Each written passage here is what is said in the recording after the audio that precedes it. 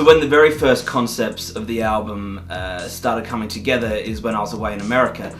And an idea that we had very early on was to actually split the album up into 3 unique acts. We all wanted to capture a, like a feeling or an emotion within each area. So with the first act, we've got the nice, very atmospheric tones and sounds with the keyboard, very dominant, a lot of nice piano, very melodic. And then our second act is a bit more punchy, more hard-hitting, a lot more distorted, and then we end on a lovely, gorgeous acoustic note for our third act.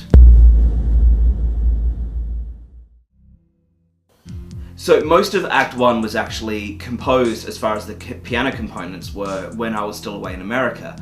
So when I came back and I finally got to meet up with the band again, there was a lot of material that we could kind of just get stuck into straight away. David and I got together and we put this song together, really basic to begin with, but even to begin with, the vocal melody that I decided to put on it, I don't know, it just kind of came to me while David was just playing it through. And then guitar. I had a guitar melody and I had a guitar solo in the middle of the song.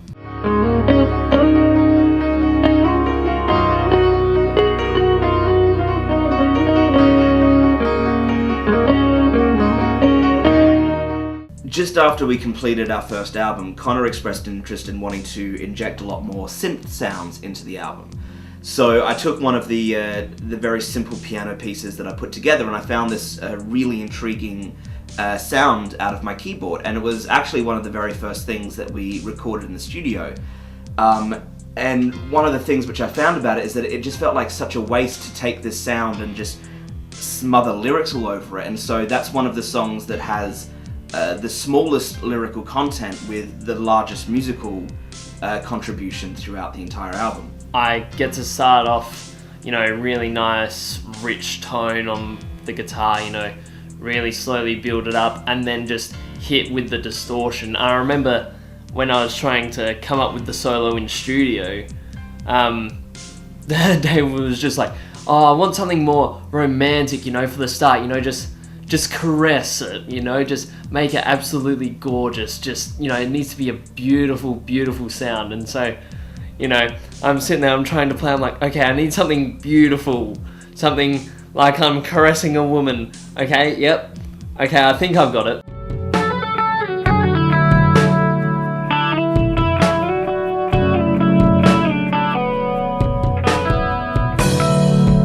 So there's a song on the album called Unconditional Part 4, and the reason it's called that is because the original Unconditional is actually one of the very first songs that I ever wrote on the piano.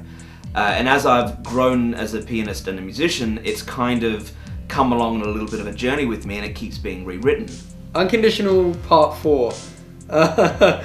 Yeah, David had a crazy idea where he said, hey, why don't you and Sam just play raging guitar solo pieces over the top of each other? And me and Sam were like, I think it came about as a joke first, yeah, right, he knows what he's talking about. We did it and it worked.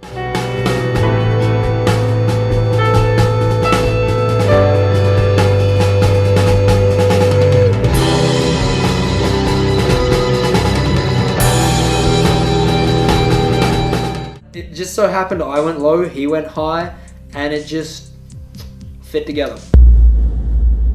I really like it in Let's Make Regrets Together when the full stuff all first comes in. So it's the first time you really get to hear the full, loads of vocal layers, drums, guitar, piano, bass, all of it kind of kicking in, and it's that first whoa, here we go.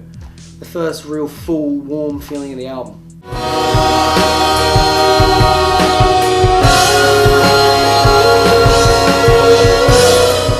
And just all of that atmosphere that just comes through when you listen to it through headphones, it's just like there's a whole virtual space out there that you're seeing the music in. It's incredible.